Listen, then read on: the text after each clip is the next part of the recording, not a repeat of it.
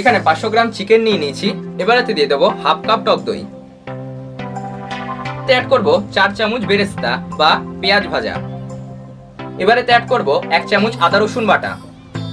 এবারেতে add করব স্বাদ মতো নুন। এবার এই সমস্ত মশলাকে চিকেনের সাথে ভালোভাবে মিশিয়ে নেব।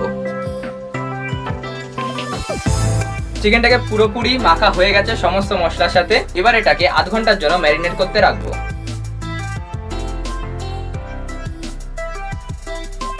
কড়াইয়ে তেল গরম করে নিয়েছি। এবারেতে দিয়ে দেবো গোটা মৌরি, দিয়ে দেবো গোটা শুকনো লঙ্কা।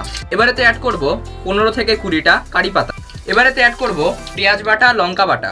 এখানে একটা গোটা পেঁয়াজ আর 4টে লঙ্কাকে একসাথে পেস্ট করে নিয়েছি। এবার এটাকে দিয়ে দেবো।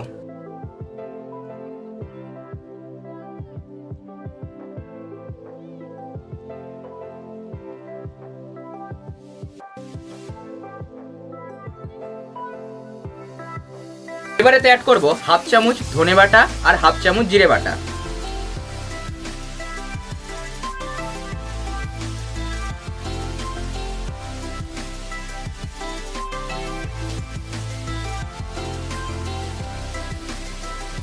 এবারেতে অ্যাড করব 1 চামচ কাশ্মীরি লঙ্কার গুঁড়ো। এবারেতে অ্যাড করব হাফ চামচ হলুদ গুঁড়ো।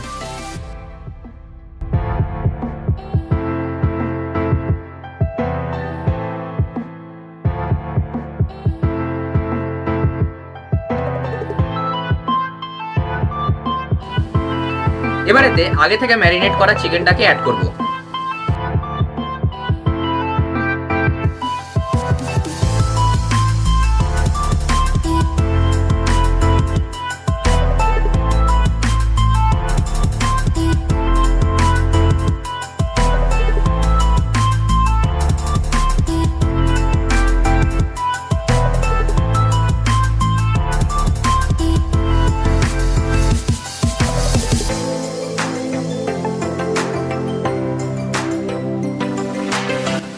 মশলাটাকে ভালোভাবে কষানো হয়ে গেছে। এবারেতে দিয়ে দেবো স্বাদ মতো চিনি।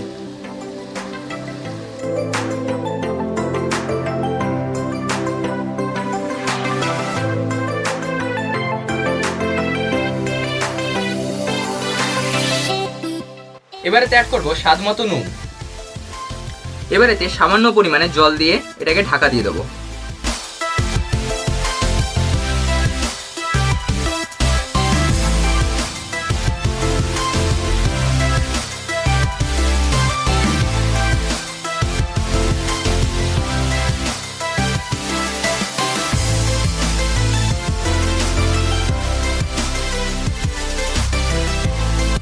দশ মিনিট ধরে চিকেনটাকে ঢাকা দিয়ে সেদ্ধ হয়ে গেছে। এবারেতে দিয়ে দেবো হাফ চামচ গরম মশলা গুঁড়ো। এবারেতে দিয়ে দেবো 1 চামচ ঘি।